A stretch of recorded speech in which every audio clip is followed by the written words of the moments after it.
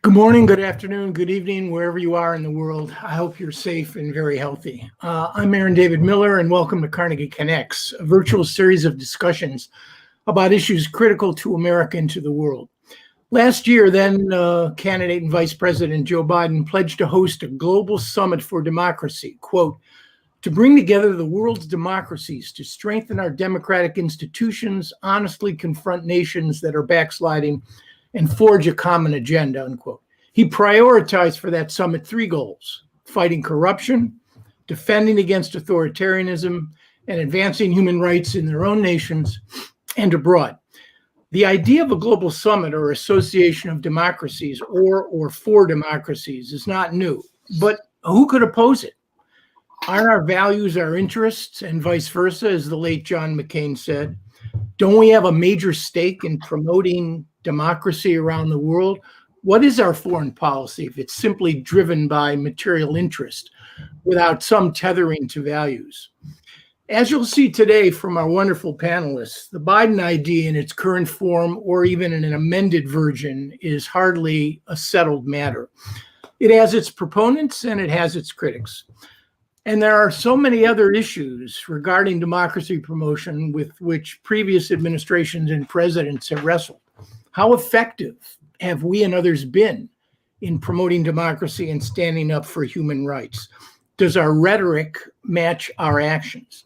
Well, according to my friend Michael Abramowitz of Freedom House, they're now reporting 14 years of consecutive decline, with important democratic stars like Brazil, India, Philippines, and the US dimming. Our record on responsibility to protect, R2P, which essentially is stopping mass killing and genocide, frankly, is pretty bad. Cambodia, Rwanda, Darfur, Sudan, Congo, Syria, Rohingya. Our intervention seems to be the exception and not the rule. And in the last 4 years, the democracy enterprise has taken a serious hit. My Carnegie colleague, Ashley Tellis, talks about a values holiday under the previous administration of Donald Trump. And of course, our own democracy deficit in recent months has been stunningly on display. So, a lot of questions. If we lead today, are others going to follow? Do we now live in the most glassiest of houses? You know what they say about a leader without followers is just somebody out for a walk. So is a global summit on democracy a good idea?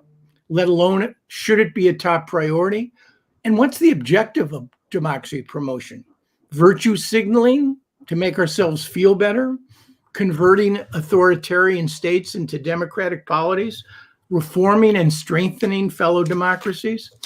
And finally, to quote Joe Biden, when the president talks about leading by the power of our example, not by the example of our power, what does he actually mean? Well, we have some real test cases in Myanmar and Russia and some very strong presidential rhetoric. Fortunately, I don't have to answer any of these questions, at least today, but we have three terrific scholars and analysts who can. Frances Brown is a senior fellow with Carnegie's Democracy, Conflict, and Governance program. She previously worked at the White House, USAID, and in non-governmental organizations. Bruce Jentleson is William Preston Few Professor of Public Policy at Duke. He's a global fellow at the Woodrow Wilson International Center for Scholars and a non-resident senior fellow at Chicago Council for Global Affairs. He has served in a number of policy positions, most recently as a senior advisor to the Department of State's policy planning director between 2009 and 2011. And finally, Stewart Patrick is the James H. Binger Senior Fellow in Global Governance and Director of the International Institutions and Global Governance Program at the Council on Foreign Relations. He's the author of Sovereignty Wars, Reconciling America with the World, and writes a weekly column for World Politics Review. 5 minutes from each of our panelists. and then a round of annoying questions from me, and then on to our Q&A. Francis, can I call on you to surrender the virtual space to get us started? Yeah, thank you so much, Aaron. And really, it's a pleasure to be here today, speaking with all of you and with these terrific fellow panelists. So I'm just going to focus first on President Biden's proposal for a global democracy summit. I am in favor of this proposal. I am glad he has pledged to do it. I'll explain a little bit on why I feel that way, wearing my current hat as a fellow here at Carnegie. And then I will very briefly give you another explanation wearing my former hat as a White House staffer. So I'm in favor of the Global Democracy Summit, but I actually very much agree with a lot of the concerns that have been raised about President Biden hosting a Global Democracy Summit. I fully agree that the US domestic democracy model is very tarnished. It's been troubled for a long time, as we all know, but particularly after this election season, where the former president refused to accept the results of the election, and then the violent sacking of the Capitol really raised a lot of concerns about how the US could ever claim to be a model for global democracy or a champion of global democracy abroad. So I agree with all that, but I'm in favor of the summit because I believe that actually if the summit is pulled off in a thoughtful way, it could actually serve as a way to launch the reinvigoration of US democracy here at home and the repair of US democracy here at home. At the same time, I think that the summit could serve as a way to launch a new way that the United States engages with other countries abroad on democracy, a sort of new blueprint for US democracy promotion that we can talk about. So then the key question in my mind is, how do we do this? How do we successfully hold a summit that achieves those objectives and doesn't come across as a tone-deaf effort in lecturing other countries in a democracy that we clearly ourselves have not perfected?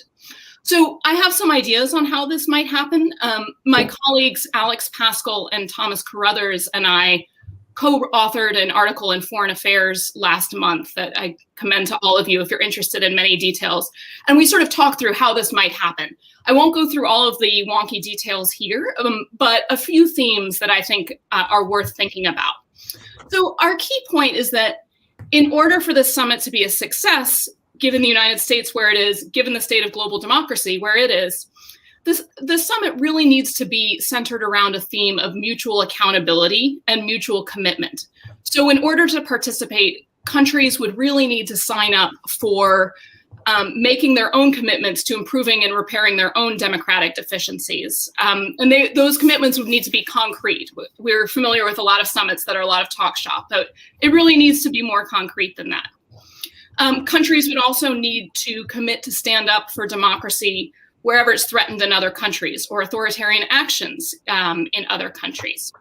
We like this framing because it's much more egalitarian than the idea of the United States inviting everybody to sort of sit at the altar of US democracy. It's saying democracy is a constant struggle for all of us. We're all attempting an ever more perfect union. And so let's talk about self-correction and mutual accountability. We also talk about some of the themes that might be productive in here. The president himself has noted anti-corruption as an important theme. I think that's something that resonates both for us here in the United States and overseas. We think the theme of adapting democracy to the digital age would be a very important one to discuss. We think specific human rights or human rights in general would be important, particularly after the Trump administration has really called into question US commitment to several key human rights. We think that potentially the theme of democratic inclusion, economic inclusion, broadening democracy would also be an important theme.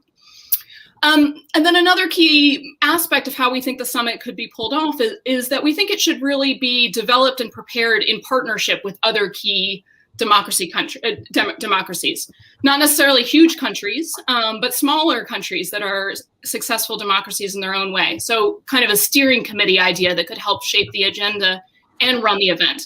This would get away from the perception and the reality that this is just a US event where the US is lecturing. We think it would be a much more inclusive way to think about that. And we think that through this is a way to sort of preview and launch a new mode of US engagement on democracy overseas that's much more humble about our own shortcomings, but still committed to it, and still committed to standing up for it abroad. So I'd love to talk a little bit more later, maybe on where I think U.S. democracy promotion should go along those lines. But I'll leave that there for now on why I think the summit is important. And I will very quickly give you the other reason I think the summit is important. I said I would channel my former staffer hat as well. So the most important insight I learned from my years in government was, if it's going to happen anyway, let's find a way to be for it. The president has said repeatedly that we're going to hold a democracy summit. We're going to hold a democracy summit. The Secretary of State in his confirmation hearing said we're going to hold a global democracy summit. We're going to hold a democracy summit. So with that reality, I think it behooves all of us to think about what is the most constructive, useful summit we can hold. And I am in favor of that conversation. Thank you. Frances, thank you. That was terrific. We won't put you down in the undecided column on this one. And I have to say, your comment about if it's going to happen, let's be for it. I distinctly remember that the two briefings of President Clinton before the Camp David summit occurred after he had issued the invitations, which I think is full illustration of, well, it's pretty fraught, but intriguing.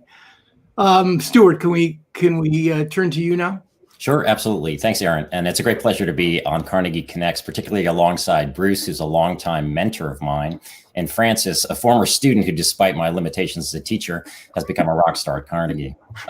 In terms of the first question, I'm guardedly in favor. I acknowledge that this summit is fraught with peril for the reasons that I think Bruce is going to mention when he speaks, not least the credibility of the U.S. to convene such a gathering, the dilemma of the guest list, who do you bring? And the risk of dividing the world into ideological camps. I do think that there are ways to manage these risks, which I'll discuss in a minute. In terms of your second question about the purpose of U.S. democracy promotion, I think that given the state of the world, the primary goal for the U.S., for U.S. activities in this area needs to be to protect and revive beleaguered democracies, both emerging and established, including our own, as Frances mentioned. It's more about playing defense than offense at this point.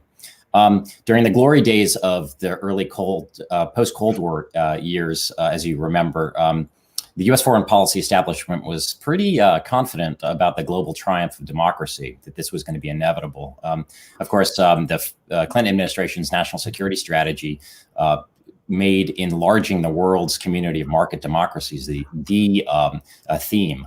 But American hubris, I would say, in this fashion, reached its apogee during the Bush administration years. In fact, the Bush administration's second national security strategy was almost entirely about democracy promotion and defending worldwide what George W. Bush called the non-negotiable demands of human dignity. Now, of course, that got tarnished hugely during, in part because it was associated with nation-building efforts and sort of coercive efforts at regime change around the world. Well, okay. Today, we're 15 years into 14 or 15 years into this global democratic recession that Aaron talked about. And I think the primary emphasis needs to be on bolstering those democracies that exist. Now, historically, this isn't the first time that democracy has been under threat. 80 years ago, this last December, as World War II was just starting, FDR proposed to make the United States a quote unquote arsenal of democracy. That is, sending arms and military supplies to beleaguered democracies that were fighting fascism. In 2021, I would argue it's time to reverse that formulation. The US and its partners need to rebuild their democracy arsenal, bolstering the resilience of their domestic institutions from threats that are as much internal as external. Let me just say a few words about the summit itself. I do think that there's both symbolic and practical merit in the Biden administration hosting an international gathering of democratic nations, again, provided that it's framed, as Frances suggested, as an exercise in solidarity and sober-minded mutual learning. At a symbolic level, it could also reaffirm that democratic principles are universal ones, while also acknowledging that democracy is fragile and under threat everywhere. And I think that the rationale is not idealistic or ideological, but rather realistic. I think it reflects the strategic reality and the logic that a world with more democracies is safer and it's a more prosperous one. And more democracies, more open societies mean a more open world. So the assumption behind it, any summit would have to be that the US can both work on its own democracy and reinforce with others the universality of those principles. Obviously, the big issue is credibility, and I concede that that the bloom is definitely off the rose of American exceptionalism, and not only abroad, but at home, where the idea that the United States has a special role to play in world affairs has cratered, at least among Democrats. Until recently, I think the main debate was whether the US should serve as a beacon of democracy, right? The sort of well-wisher of freedom everywhere, as John Quincy Adams said, or instead become the crusader for democracy. And I think what's really unique now is the doubts about whether or not the United States can actually do either. I think, though, if we say that this is not to hector and to lecture, but listen and learn, and that we're candid about the problems that US democracy is facing, I think we can do it. I'm not going to belabor the invitation and guest list question, which I think Bruce is going to talk about. I just want to mention the wedding analogy that Matt Kronig of Georgetown University tweeted about recently.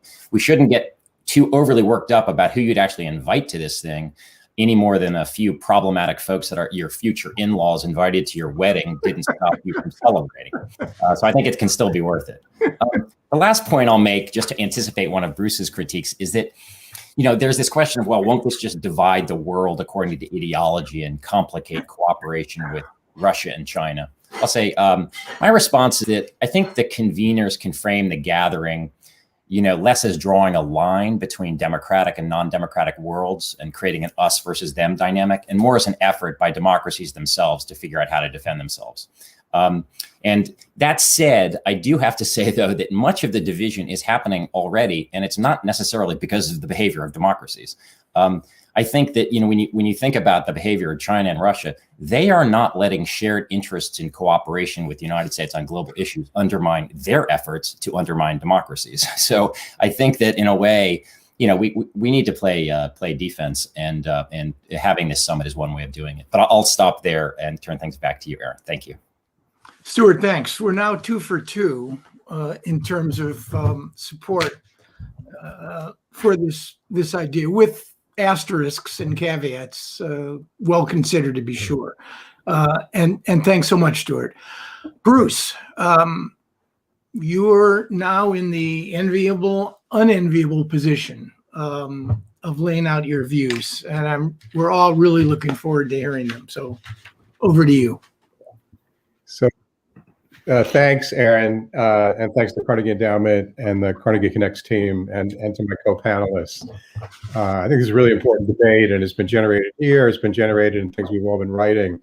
And I want to begin by giving a shout out to my article, Tim Goldgeyer, who I co-authored these pieces with. And so we wrote a piece January 9th, which came right after the January 6th insurrection. And that one, the theme was do it at home, not abroad. And Francis and Stewart have worked on these issues for a long, long time, but they both wrote pieces in response to that. But we also wrote a piece in mid-December. American democracy wasn't in great shape then, but the argument then was against the Democracy Summit on its own terms, right? And so January 9th accentuated that about what's happening here. So let me draw on both articles and make 3 points that also, I think, go beyond the summit a little bit, but a lot of that will go with Aaron's follow-up questions. So this invitation list. So yes, Stewart, Matt and I had an exchange about his, sort of clever, this is not a wedding. There's no analogy here, right? There are fundamental issues of what we call the dinos, democracies in name only. And the list is pretty long. Hungary, Poland, Turkey, and NATO, Brazil, India, Indonesia, the Philippines. And this is not just saying, well, you can have a table, but you're not going to be near the dance floor. You invite them and they'll go home to their countries reinforced as dinos. Hey, we got invited to the summit, even though, we're hardly democratic other than in name only. And you don't invite them, and they'll exploit the snub to further feed their own xenophobic nationalism and complicate other issues in our relationship. So, Twitter can be cute with analogies, but this one I don't think is really helpful. There's an argument that says, and I think this comes out a little bit in what my colleagues have said, that inclusion would be an incentive to be more democratic. Frances, in her work, talked about a tiered system. We've got Boris Johnson's Democracy 10. I don't think that solves any of the issues. First of all, the D10 includes India as well. Secondly, create another, group out there when we have plenty of others. And my own view, frankly, is this has been a Boris Johnson way of showing that he has a role to play in the world, even though he did Brexit. Moreover, who's going to make those judgments in this tier thing? Are we going to make it? And on what basis are we going to make it? So this invitation list is a big issue, because it has implications beyond just kind of getting to have some of the hors d'oeuvres and the dinners. Secondly, on the ideology versus interest. So, Stewart makes a good point there, but I actually think that this goes not just beyond this issue, but how we look at the world. Of course, we have some affinities with other democracies, but in ideology and interest don't always align. We overassumed a commonality of interests during the Cold War between the Soviet Union and China, and that led us to miss the Sino-Soviet split that had a huge impact on American foreign policy in the Third World and in a variety of other areas. And I fear that we're doing this today, and no matter what we say about tempering it, this is going to feed into it. Secondly, divergent political ideologies have not precluded cooperation with Russia, China, Iran, not on strategic arms control, not where we've had shared interests. And I do believe that convening the summit and everything that will be said, we know how politicians are at these, they wax poetic, will make the cooperation with Russia and China that much harder. And third, to be frank, common ideology does not necessarily make for shared interest with other democracies. It didn't during the Iraq War. And if we're honest, it didn't in the 1930s, pre-Pearl Harbor, with England and France being attacked and under Nazi threats. We have some issues in U.S.-Israel relations and other examples today. So I really think that to reinforce the notion that ideology, frames the way we think of the world, I think has other ramifications. There have been suggestions, hey, we're going to work with them on climate change. The biggest issues in climate change are working with countries like China. Mm-hmm. And the third set of points is kind of skip the summit and get to work.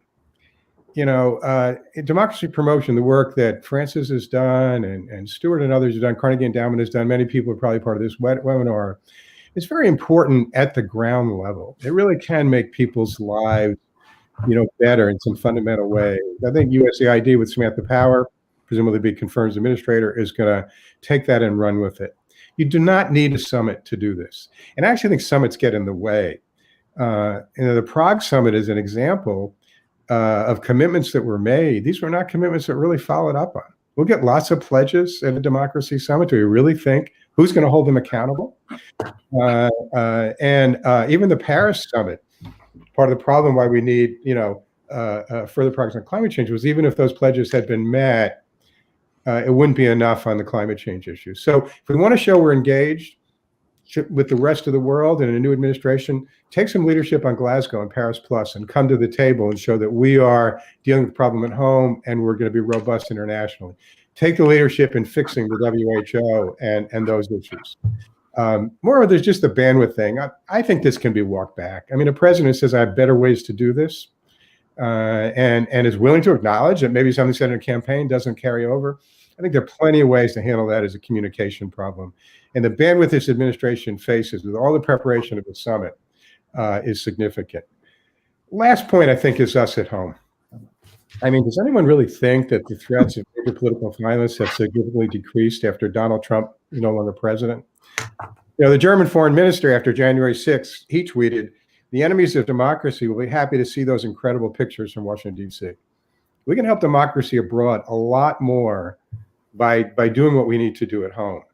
And the problems at home, I mean, just to give one statistic, from 2007 to 2016, the murders committed by domestic extremists, 2% by left-wing, 24% by Islamists, and 74% by right-wing. That's through 2016. It's pre-Trump.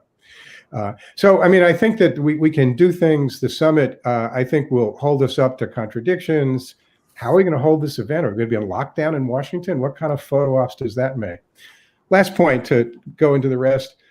If I could think of one thing we could do now to promote democracy, even more than Navalny or Myanmar or the Uyghurs, it would be to show that we take it seriously and come with countries like Saudi Arabia and Egypt, where there are other interests at stake. It's not just bashing other adversaries, but we are willing to give priority to human, and not to cut off the relations, but to fundamentally deal with it. To me, that would go a lot further in America's effort to show we stand for democracy than this democracy summit would. Bruce, that was terrific. Your last point is particularly compelling because authoritarians come in two categories for the United States. They're the adversarial authoritarians, China and Russia. That's low-hanging fruit. Look at the president's statements yesterday, the generals in Myanmar. We blast the hell out of them, sanction them. And we're going to end up doing that. It's the acquiescent authoritarians. It's that category. I won't call Saudi Arabia an ally of the United States because I think there's an episodic coincidence of interests and almost no coincidence of values.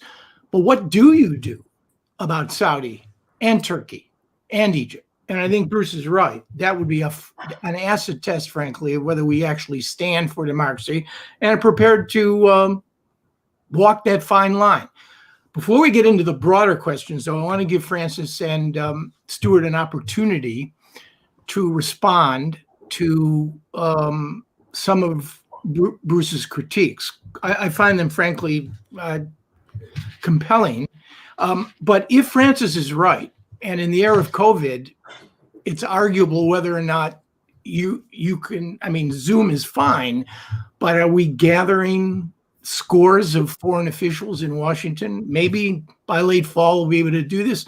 I suspect it's 2022 at the earliest. But if you're talking about a global summit, if it's going to happen, respond to some of Bruce's critiques, if the two of you would. And Francis, can I start with you? Yeah, I'll say that I agree with all of Bruce's concerns. I think they're very compelling. And frankly, the subtext of this entire Global Democracy Summit debate, for me personally, is this is an important summit that I'm so glad I'm not a staffer staffing at this moment in time. And particularly Bruce's comment on bandwidth. I think this is a real concern. As a veteran of presidential summits myself, of staffing them, I will say that particularly now with the US foreign policy workforce really depleted, particularly on issues of democracy, the State Department has been depleted. I think these are real concerns. So I don't dismiss them at all. I do have a few ideas for how they can be mitigated with good summit planning, with good summit design. So first, on the objectives of the summit, I share Bruce's concern that not all democracies in the world are ideological, or an ideological alignment does not mean democracies are universally aligned in their interests. For that reason, Alex Pascal, Tom Carruthers, and I argued it's really important that we not think of this summit as an open-ended alliance partnership entity that goes into perpetuity. Instead, it's a discrete summit focused on particular deliverables and particular commitments, and then we'll potentially have one or two follow-ups over the lifetime of the Biden administration, but indeed not be another D10, not be another attempt at the troubled community of democracies, not be an open-ended entity that sort of loses its focus. We think actually having a fairly constrained number of topics to focus on with commitments and then accountability and follow-up is important. Two, on the guest list issue, I fully agree on the agony of this. I would just add that every diplomatic encounter that the President of the United States has, the Secretary of the State has, the National Security Advisor has, those encounters are also fraught with these debates that occur within the interagency, within the State Department, giving any kind of legitimation or affirmation to particular leaders. That's always something that is going to be a debate, and rightly so, within the government. So I think of the summit as not different in kind, just probably difference in quantity in terms of those debates. Again, I'm glad I'm not going to be on the inside of the interagency debating these hard cases, but I have full faith in their ability to do so. I think it would be productive for the US to point to particular, probably external indicators of, who makes the grade and who does not, on what basis. That I think transparency is positive in this sense. And then finally, yeah, we do advocate for a sort of a smaller vanguard, a smaller steering committee, which I think you can successfully assemble a collection of these partners that are not problematic to help drive it. So again, the borderline cases would not be in there. And then just a final note on sort of why we think the summit is important and how it can be successful is that another huge aspect of this is inviting non-governmental participation. So civil society, perhaps private industry. The democracy is a multi-stakeholder endeavor, and bringing together all those actors will be important on driving the substance on particular issues, be it anti-corruption or digital inclusion and democracy. So bringing together all those actors is something that may not happen under other venues. So here again, rather than just being a diplomatic invite headache, we think the summit could be quite constructive for actually driving progress on specific issues. I'll leave it there for now. Yeah, Thank you. Stewart. Yeah, just very briefly. Sure. I think that the dividing the world question, that's a sort of a more general question that the United States grapples with all the time. Is the degree to which we have, that's one reason why we have the G7 and it's persisted, right? It's because the countries find value in it because they're relatively, not always, but relatively like-minded democracies, as opposed to the G20, which is obviously a much more encompassing organization and has a lot of the countries that you do need to deal with to deal with some of the more global issues, including climate change and non-proliferation. The question is, can the United States get comfortable at compartmentalizing and bracketing off these different things? And so you have, horses for courses, right? It's multilateralism. You have different venues for different things. So to some degree, and I also think that to some degree, it is worthwhile to think about world orders that exist today in terms of concentric circles where democracies and the democratic glue means that there are more normative purposes about this desirable shape of international cooperation and world order, although not perfect, of course. I will agree with Bruce very much about one of the major dangers given the domestic political context of the United States. You could imagine this democracy summit. It would be hard to imagine it not becoming a huge political football in the United States when you have, whether the United States can promote democracy in the world anymore has a lot to do with the internal evolution of the Republican Party. Because if it remains sort of at enthralled to this conspiracy-minded, anti-science, anti-truth base, then this is could easily be seen. I mean, would any in a sense constructive Republicans be actually participating in such a thing as representatives? Because you'd want to make this a bipartisan thing if you're in the Biden administration. So I'll stop there though. But I really enjoyed Bruce's critique.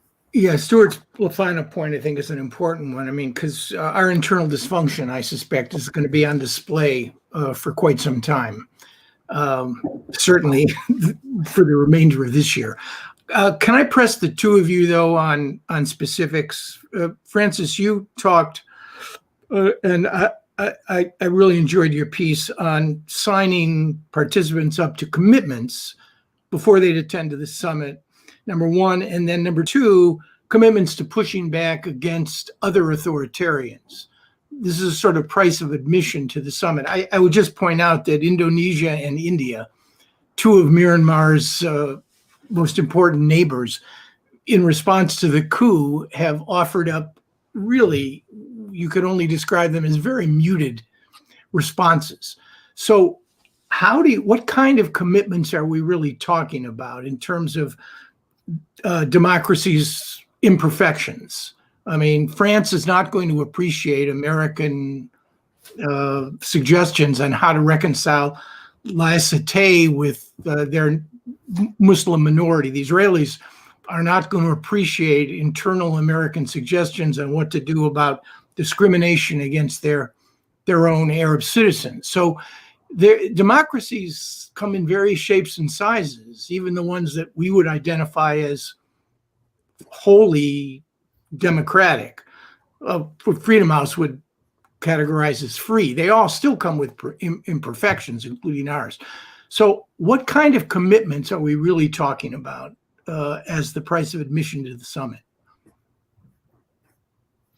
I can just say very briefly that I think, in our view, the commitments should be very closely linked to the actual themes of the summit. So if anti-corruption is a theme of the summit, then I think particular countries can make commitments, potentially on beneficial ownership trained to that. I'm not going to get into the specifics here because I think, as you rightly point out, Aaron, among the wide range of countries who will likely attend, there will be a very different array of issues at play and potential commitments. But this comes down to, again, robust diplomacy and robust leadership on the world stage, which President Biden has committed himself to re-entering the United States into. That comes down to a lot of diplomatic spade work and a lot of really meticulous country-to-country interactions, identifying commitments, identifying follow-up. So I have full faith in the State Department and the Biden administration's ability to do that. Yeah, just really briefly, in terms of, I think that it's important for the summit to recognize that democracy can take many institutional forms, but there probably is an ability to suggest that all democracies should align with and support certain basic principles that are grounded into the principle that legitimate government derives its legitimacy from the consent of the governed. And that trying to enumerate those is obviously a tricky question because there are different institutional forms, but representative democracy under the rule of law with constitutional protections for minorities, et cetera. Now, I realize that in the case of India, you mentioned France and laïcité. In the case of India, is it the Modi government's position with respect to the Hindu nationalist government perspective with respect to Muslims is going to be deeply problematic. I do want to though mention that you mentioned at the outset, Aaron, that is this just the guy leading alone is just going out for a walk. I actually think that there are a lot of friendly nations out there that are horrified at the events of January 6th, precisely because they're worried about the democracy's historically leading bastion is crumbling. So I know that the EU, at least at the Brussels level, has endorsed this summit and appears to find some utility in it. And my sense is that that is the case for a number of other democracies around the world. Yeah, and I think the ones who are horrified at January 6th are also horrified at the prospects that the wheel could easily turn in another 4 years. This sort of internal dysfunction, truth decay, the fact that, millions of Americans ascribe to a different reality. How can you have effective self-governance in these circumstances? So we could find ourselves very soon in a difficult situation, delighting our adversaries and disappointing our allies. Bruce, did you have a point you wanted to add on this question of? Just quickly, because you want to move us along. I mean, my view on this, for instance, Stewart, is kind of two-column accounting, right? You do a net assessment. So some of the points you're making would be positives of the summit. NGOs involved, but that's why I skip the summit, get to work. We're doing that through our programs, right? And the net gain from that, and I don't think it's, again, this, rhetoric, framing the invitation list. I don't think that gets at the fundamental issue that we're raising. People make commitments. The only summits that really lead to commitments that last are those that are, like the Camp David summit of Jimmy Carter, Anwar Sadat, and Menachem Begin, or, Kissinger and Zhou Enlai, or back in the Nixon-Brezhnev days where we got arms control agreements. These large confabs, who's going to evaluate those commitments? Will somebody, in India really care if somebody in the United States says you didn't live up to your commitment?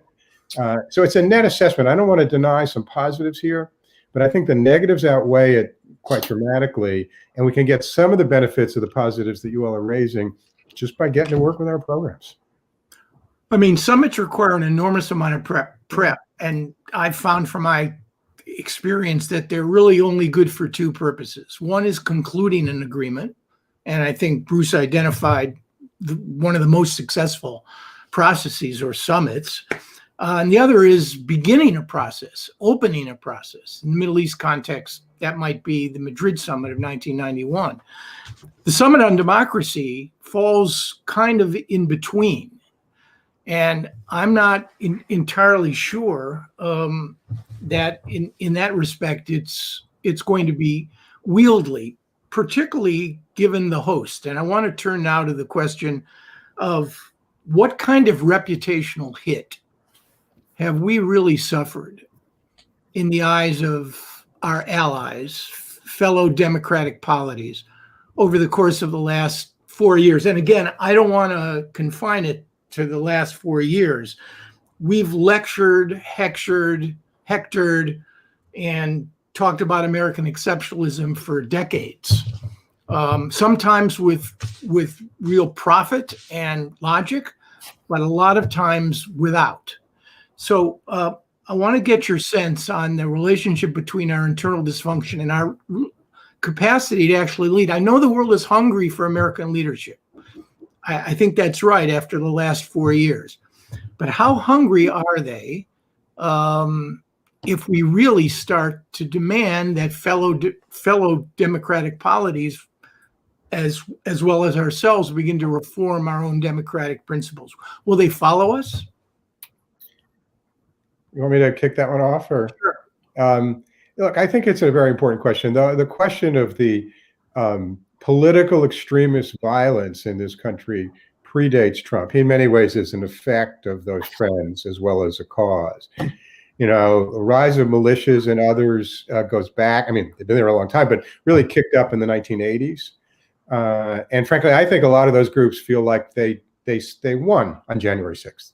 They're emboldened. Some are being prosecuted, but they got into the Capitol, right? And so, why did the DNI make domestic terrorism, calling for a comprehensive assessment, not just to deal with January 6th, but to get at the deeper roots? That's number one. And we cannot, and frankly, none of our democracy's friends are there perfect. But right now, I think this is more severe than Germany's AFP or other things going on. The other point to come to what you said, if you look at the last 20 or so years, and you think of American politics like you think of currencies, international currencies, and they fluctuate within a zone and everything's okay. So what's happened? In 1998, we tried to impeach a president, right? On terrible personal behavior. In 2000, we have an election, goes to the Supreme Court. He's a senior foreign policy advisor to Al Gore then, and so I still bear some wounds from that. 2003, we go to war that many of the world didn't want. 2007 and 2009, it's our economy that crashes the global economy. 2008, we elect, many people in the world liked it, but we go to, what people considered a big swing of the pendulum to elect Barack Obama, and then we swing back the other way. So if you're an ally out there and you say, how do I know you're going to stay within the equilibrium zone in 2022 or 2024? It's a very real question. And I think that, sure, people want us to lead in some ways, but that's not America bashing to acknowledge that. That's where our democracy is right now, in many ways worse shape than a whole lot of others. I mean, it's a compelling point. Stewart or Francis? Yeah, I mean, I would say, I think that, we took a huge hit. I think that, the U.S., as Bruce just mentioned, has already proved that it can turn on a dime 180 degrees every 4 years. Two remarkably different foreign policy, and there's no reason to, given the power of Donald Trump and his ideology, his program wields over rank and file Republicans. There's no reason to expect that the Republicans will nominate anybody any different. And in fact, maybe somebody who's a little bit smarter in terms of executing it and his agenda. And that's a terrifying prospect. There's no question. We've always been selective about democracy promotion and human rights promotion, but there's been nothing really in the 13 administrations previous since FDR in the United States, with the degree of cynicism with respect to which the previous president treated human rights and democracy, and then of course the structural the elements of structural racism that had always been there, but obviously exploded to the fore in the Black Lives Matter protests, and then the sort of the enduring fact that the United States, but underscored during the Trump administration, the United States has sort of a relatively selective approach to human rights as well too, where it's civil and political rights as opposed to economic, cultural, and social rights, and also has a totally exemptionalist position with respect to signing up to human rights treaties. So I think that it is a very difficult position for the United States to be in. I think, to the degree that the U.S. Promotes democracy around the world, it needs to get to exactly what Bruce is talking about. It needs to focus on the on the ground, often very technical stuff that is really, really valuable. But it's a long, hard slog, and it's vulnerable to major reversals, as we've seen in Myanmar. But what does that do to our credibility and our capacity to actually persuade others to make changes? I mean, well, I think that as bad as you've seen it, Stewart. I tried to convince a millennial the other day that 1968 was actually a worse year for the United States than 2019. I didn't use 2020 because of the pandemic. I mean, thousands of Americans being killed in Vietnam, 2 assassinations. Sure, of course. Yeah. In this city, double the number of humans were killed in the wake of King's assassination. 1,000 were wounded. You had 100 cities across the United States. Bobby Kennedy's assassination, then Chicago. No sale. That was all fine. That was then. Now it's much worse. Are we convincing ourselves that we're really fundamentally crippled? I mean, I don't think so. I mean, I mean, it really depends. It does depend on the next few years in terms of, how resilient American institutions turn out to be. And as I mentioned, whether or not we actually get a second center-right party in this country, or let's just say conservative party even in this country that actually believes and returns to a belief in foundational institutional norms on which the Constitution is founded. I just think that it's huge. With respect to democracy promotion, I think it really helps to go multilateral in this regard. I think that, the idea that things are just going to be made in the United States is I think that is not going to be appealing around the world. I don't think it's going to be credible. Francis?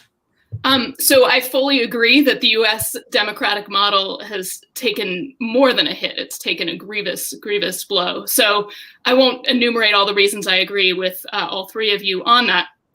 So I'll just take the question of so what do we do about it? Are we in a position to do democracy promotion, therefore? I think when many probably of our audience think of democracy promotion, they probably think of the Iraq invasion of 2003, the U.S. doing that. And that was obviously rationalized in part by this notion of a democracy agenda, freedom agenda. And it was tremendously problematic. I personally was living in Lebanon at that time and for a couple of years afterwards, and a Lebanese colleague said something to me that really stuck with me after the invasion of Iraq, which was, you gave Iraq a delivery democracy like a pizza. Like you just rang the doorbell and plopped down the democracy and said, there you go. And it's been a huge disaster ever since. And that really stuck with me because I think that says a lot about what's been wrong with the way the US has pursued democracy promotion in many instances. Mostly the US hasn't done it at the force of a gun, in a militarized way, but many times we've focused on a sort of lecturing export model of democracy. We've got democracy figured out, insert your own elections and constitution writing here you go. Whereas really the exercise of supporting democracy globally, it's an ongoing, painstaking, iterative effort over and over and over. Democracy is not a one-time event, an election, it's institution building. So I think we really need to rethink the way we support democracy at the US side with that in mind, and particularly with in mind the idea that we ourselves have a lot of reason for humility now because of the last 4 years, but then a much longer history of imperfect democracy. So my colleague Tom Carruthers and I have written are writing a little bit about this, of how we should shift to kind of a more humble approach to US democracy support overseas. I wouldn't call it democracy promotion in this sort of export model at all, but democracy support, democracy partnership. We talk about the idea that we need, again, mutual learning and partnership. We, the US, have some challenges on our own democracy that other emerging democracies or consolidated democracies face on electoral information, on electoral administration, on disinformation. We think we can partner on those specific challenges and learn from each other. So again, rather than us saying we've got it all figured out, more of a partnership. We also think that there's, over the last 4 years, while we have been so wrapped up in our own internal dramas here, the truth is other parts of the world have actually made important progress on elements of democracy and democracy support. So the UK continues to be a leader on corruption, Canada on a number of human rights issues, Sweden, Australia, these countries, and then many parts of ECOWAS has done important work in West Africa. So there's a lot of examples of positive progress on democracy that's been happening. We on the US side can perhaps partner or work alongside or get behind those efforts. We don't always need to be in the lead. And again, I think it's particularly important now in the wake of the Donald Trump era, where our own imperfections are really on display. And then finally, we think on messaging. I think this is important. Our messaging should always be about the fact that democracy requires constant struggle. We in the United States continue to struggle as well, and we are standing in solidarity with other countries struggling. Again, we don't have this perfect, we're just tending constantly. So we think with this kind of more humble and realistic approach, we can take on board all of the ways in which our own dysfunction has been on display and still be a constructive actor in the world on democracy while not claiming to have all the answers. Let me understand something, though, from the three of you. Strengthening fellow democracies or helping emerging democracies, I'm not entirely sure I understand what that concept actually means. I think Freedom House at one point had identified that since 1950, there are only 22 countries in the world that have maintained their democratic character continuously. So democracy, it's that famous line that Ben Franklin was allegedly asked the question after coming out of the Constitutional Convention: "What have you produced, Mr. Franklin? A republic, if you can keep it." The number of democracies in the world that have maintained their democratic character with all the imperfections are limited over the number of the last 70 some years. So it's one thing to promote democracy, strengthen fellow democracies, but what are your views on challenging authoritarians, either of the adversarial kind, Russia and China, or the acquiescent version, the ones that we share interests with and we consider, some consider them our allies, some consider them our partners. What do we do? Where is our leverage to actually fundamentally alter the internal politics of another country? How do we do that? I mean, you have two test cases. Yesterday, the President of the United States demanded, quote unquote, demanded that Myanmar and Russia reverse course on the coup and on Mr. Navalny. Now, when you demand and people don't comply, what impact does that actually have? So the question is leverage. Yeah. Can I take that? I mean, I think that, these are huge test cases for the Biden administration. And, the president proclaimed just a couple of days ago, the U.S. will stand up for democracy whenever it's under the attack. But he's got to really be careful and over-promising because, one is the leader of the authoritarian club, Russia, that we've been trying to get to be a democracy for, 30 years. And to say the least, that hasn't worked. And the other, obviously, is a transitional democracy, but that partial at best, that now is reverting to military rule, but that is right next door to the other leader of the authoritarian club, which has a lot more leverage than we do. So just to turn to Russia, I just think we need to be really realistic about our limits of our ability to influence events there. I mean, I think we can make the ruling regime pay a diplomatic price and Putin and his cronies an economic price for, the attempted murder of Navalny and now his imprisonment. But I think that we need to be pretty open-minded that this is, sober-minded that this is something for the Russians themselves that they're going to have to deal with. So I don't know that in a particular, I don't think regime change is at least in any sort of short-term sense, or the idea that the United States can do these things from outside with any sort of long-lasting positive democratic outcome is realistic. In Myanmar, again, there are ways to sanction, the military conglomerates. There are ways to act multilaterally, et cetera. But this is I just don't think that this should be the acid test. I mean, it is a disappointment for American democracy promotion efforts, but I saw an article yesterday in Foreign Policy that said who lost Myanmar, and I've kind of always hated that formulation because the notion that it was ever ours to lose is as if we ever controlled it to begin with. Let me just, I want to go to you. Yeah, on one part of the question, I think part of it is, that's why we point to some of our partners, allies, Saudis, Egyptians, a bunch of others, where we are contributing directly, whether it's through exports or aid, to their quashing of democracy. I think that should be a very high priority. Minimum, the Hippocratic Oath, do no harm, right? Right. So I actually think, and it doesn't mean it's always the highest priority in a relationship. You got to balance these, but we have winked and nodded, under the ABT, anybody but a terrorist we do, just like during the Cold War. So that's one thing. Secondly is, the economics and it's not my view that if China was a democracy, that working with them on core issues of East Asia deterrence, security, functions would be that much easier, right? They have national interests, right? And all this thing of sanctions. So I'm actually writing a book on sanctions. It'll be out later this year. A little quick advertising. Sanctions rarely work for getting big domestic political change, right? South Africa is a wholly unusual case that we can talk about what happened there.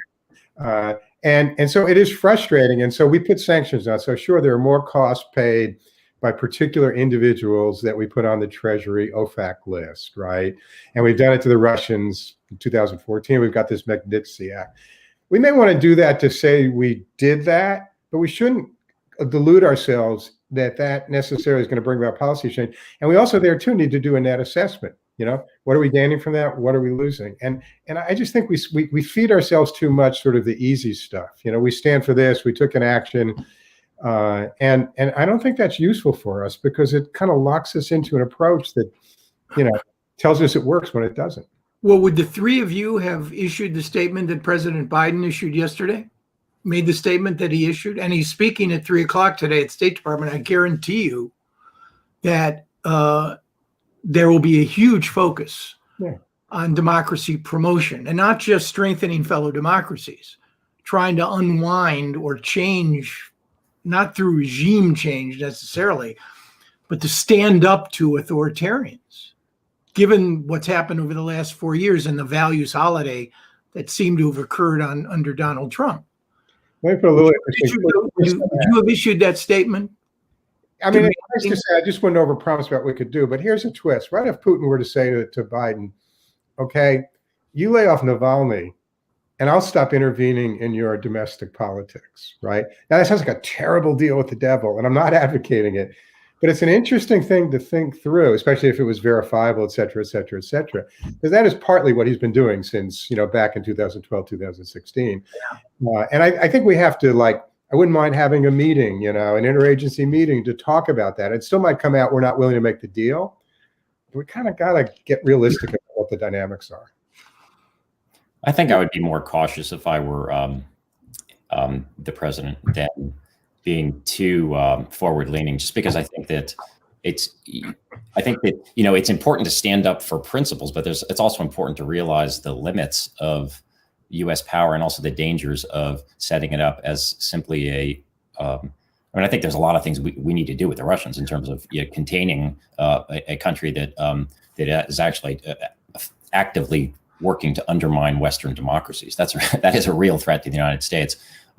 In this case, you know, we'd like to make them pay a price, but I don't think we should have any illusions that that this is going. My colleague Stephen Sestanovich said the other day, you know, Putin still holds all the cards, notwithstanding the 100, you know, protests in 100 cities in Russia. You know, it may be an aging regime, it may be more vulnerable than we've thought, but that is going to be done on the streets of Russia rather than through anything that the United States does.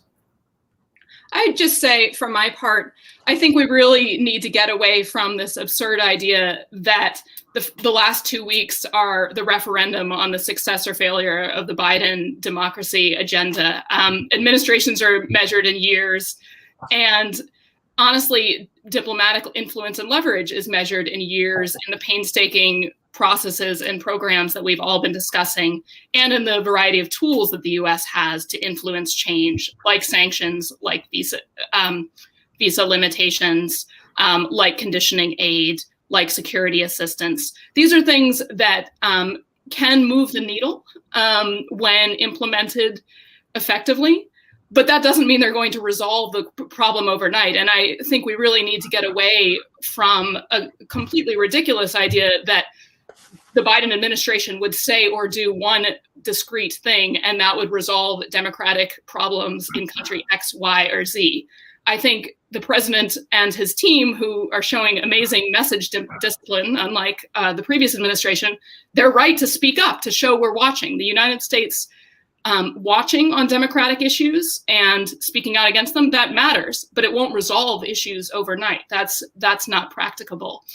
Just because we have limited leverage, however, doesn't mean we have no influence when we exert that influence over time. So I'll be watching over the next few years. I actually think President Biden's readout of his call with Putin was kind of a perfect encapsulation of that, which is to say we have many live issues with Russia right now. The START extension was a primary example. So he brought up our grievances, including on Navalny, including on protesters, including on interference in our election. But he also brought up the things that they are working together on. So that to me seems like a much more realistic framing of how statecraft is actually conducted. All right, thanks. I think we're out of time. Just one last question. A yes or no answer will do. Actually, that's all we have time for. Will there be a global summit for democracy or on democracy by the end of this calendar year? Stewart? Just barely, yeah, right at the end of the year. Bruce? No. Francis? Yes, it's going to happen anyway, and I am for it. Yeah, in some form is what I would basically say.